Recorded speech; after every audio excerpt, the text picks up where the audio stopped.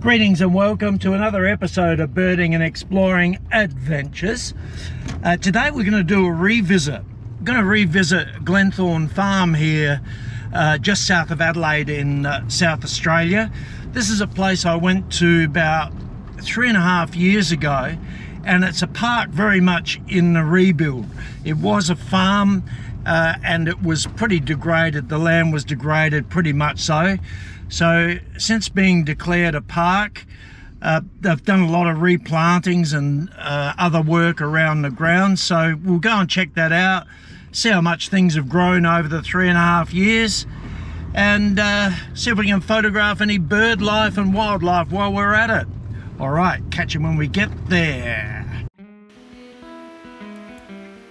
Glenthorne Farm has been part of South Australia's story since 1839. It began as the estate of Major Thomas O'Halloran, the colony's first police commissioner, who built his homestead and established one of the region's early farms. In 1913, the Commonwealth Government took over the property and transformed it into the Glenthorne Remount Depot, where horses were trained and prepared for military service during the First World War. After the war, the site entered a new chapter. From 1947, the CSIRO used Glenthorne as a major research centre, focusing on animal and human nutrition for nearly 5 decades. In the early 2000s, the University of Adelaide acquired the land, and a long-term vision for conservation began to take shape. Today, Glenthorne Farm is the heart of the Glenthorne National Park precinct, a protected landscape dedicated to nature restoration, heritage preservation and community recreation. Yeah, just pulling into Glenthorne Farm now, heading toward the car park.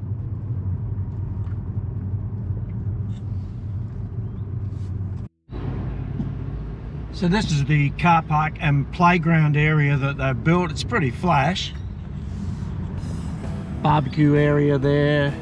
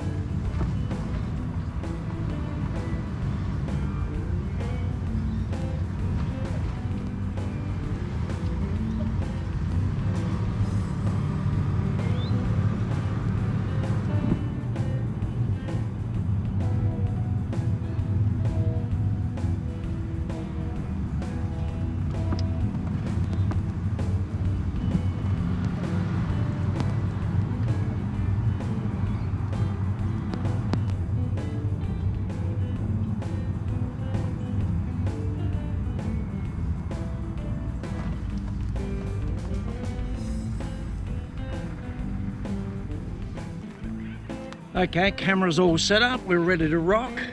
I can hear corellas flying around the place, so we're here early in the morning. It's about 8 a.m. and so it sounds like there's a bit of action, so let's go and find it.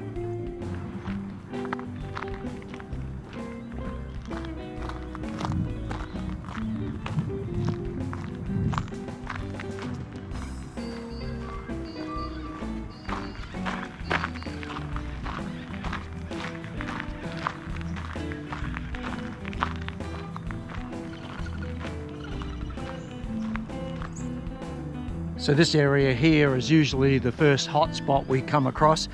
It's late summer, February 22nd I think, when we're filming this, and this little water hole's dried up, which is normal.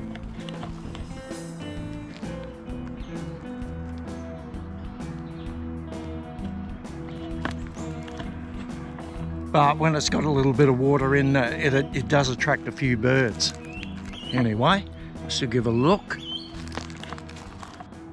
This area here is one of the many planted out areas, and you can see there's been a fair bit of growth.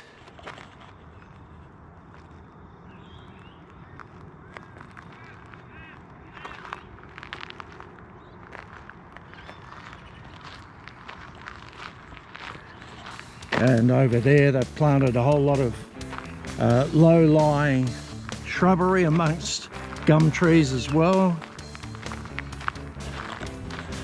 It's coming along all right.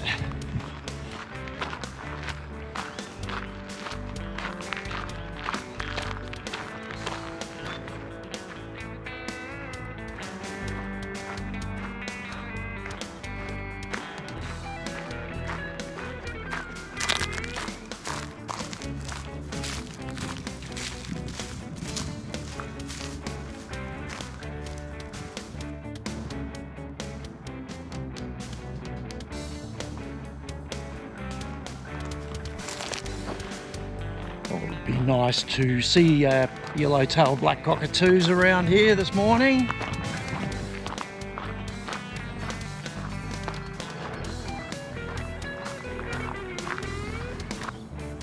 They've got these little information spots around the park here, but I'm not so sure about them.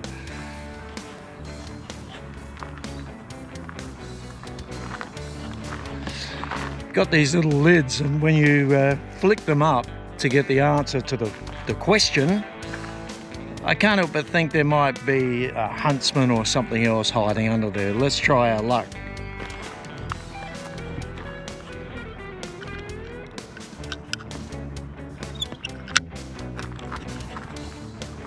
Whew. Again, this area here, this is all recent replants as well.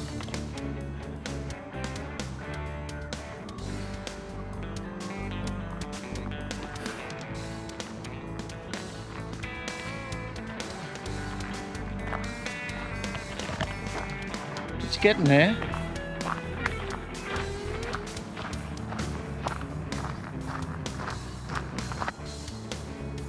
First customer, a rosella up there. I don't know what type, the light's pretty poor. I'll work it out when I do the editing.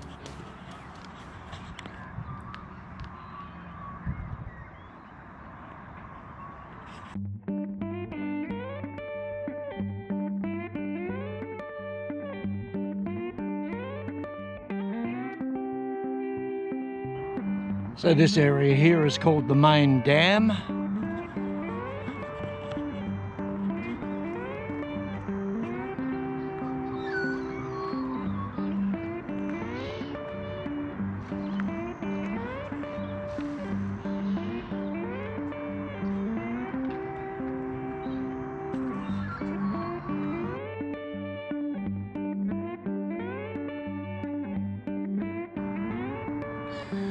So glad they've recently cut this little trail here. Normally there's bloody snakes everywhere and it's really long grass.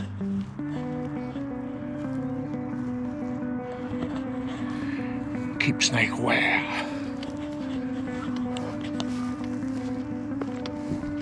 There's a smaller dam down there. Normally I'd go and have a look, but the grass looks a bit long and looks a bit snaky to me.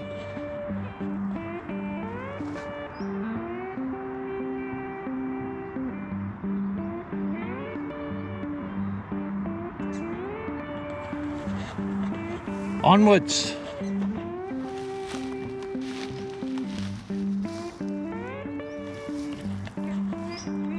Yeah, very appropriate. Here's all the new plantings across here.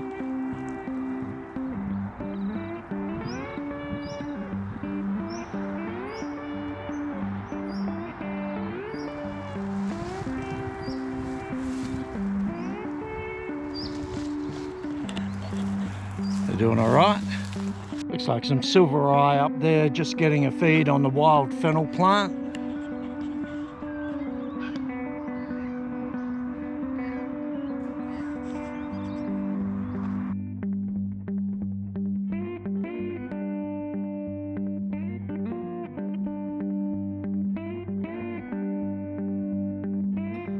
A couple of rainbow lorikeets up there high.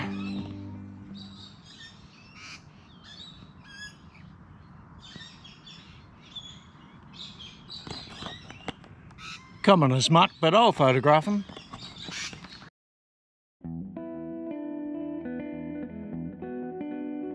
Well, it's not a day out for a walk unless you see some galahs, and there's a couple up there. Whoa, where are they? somewhere around there.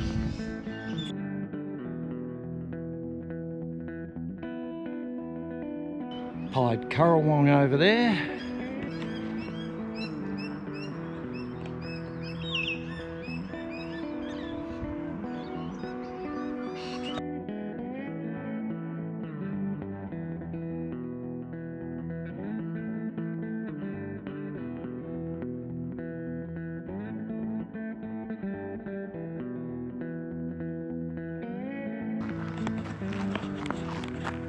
Little tribe of galahs there.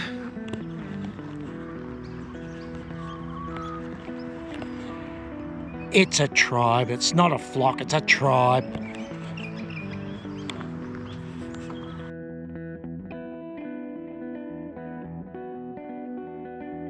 And of course the obligatory crow.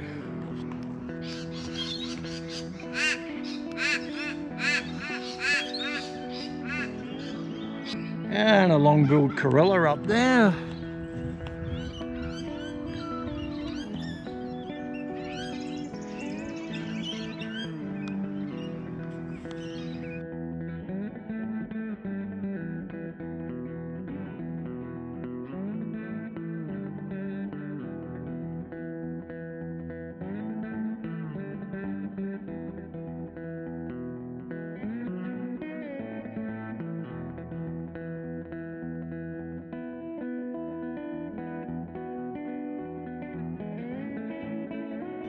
Alright, we've just started turning back now, heading back toward the car park. We'll probably walk around the car park and see what's hanging around there and the trees as well.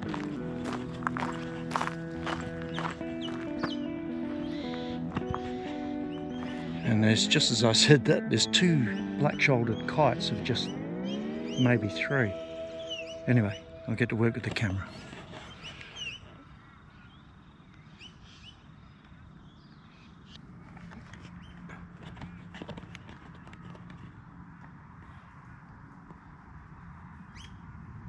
Nice of the kite to get into a better position. Don't like the grey sky as a background though, but oh well, beggars cannot be choosers.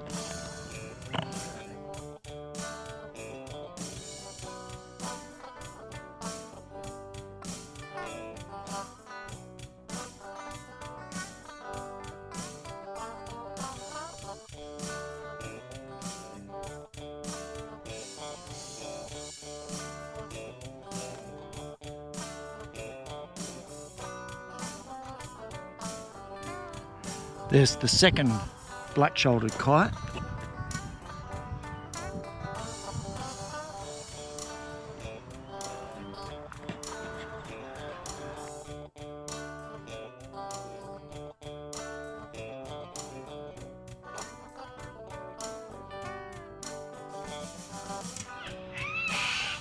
Shut up. We're all out today. Looks like a white-faced heron, a little bit far from the water.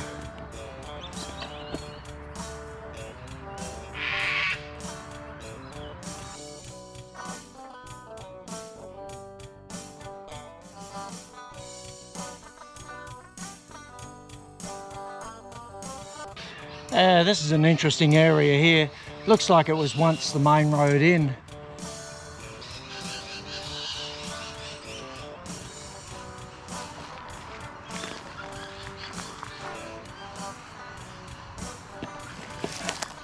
Usually lots of cockatoos and such. See what we get today.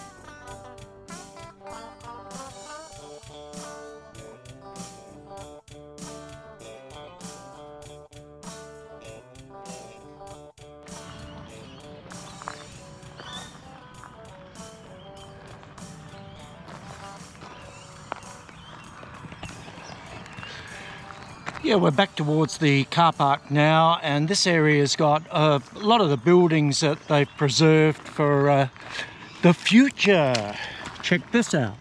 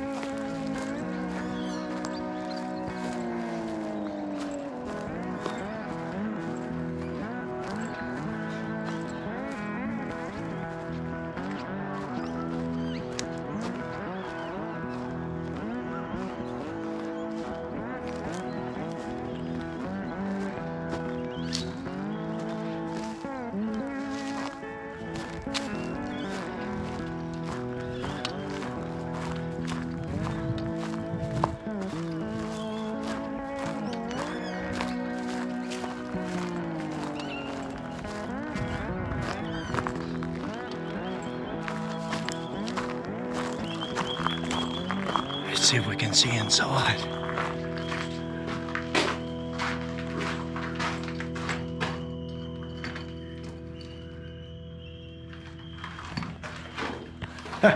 Only my reflection by the look of it.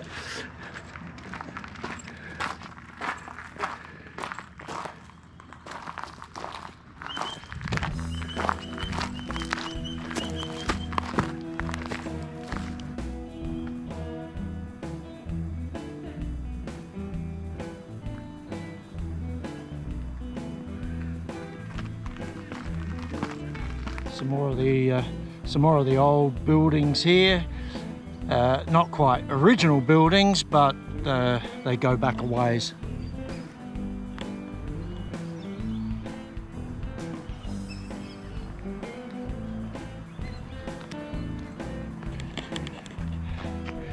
I believe at some point in the history of this place they used to keep monkeys in here and do experiments.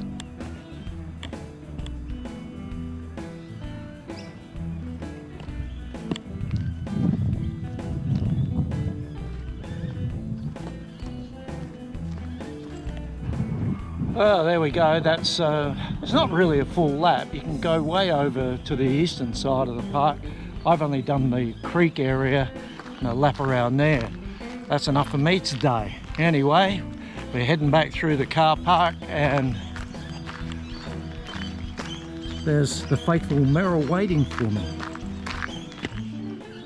Well, I hope you enjoyed that. That'll do me on that one. I think there's a real noticeable growth in the park from last time and 3.5 years ago, so good to see. Anyway, if you liked the video, please give it a like, subscribe, comment, tell your friends, all of that stuff, and we'll catch you on the next one. Ciao for now.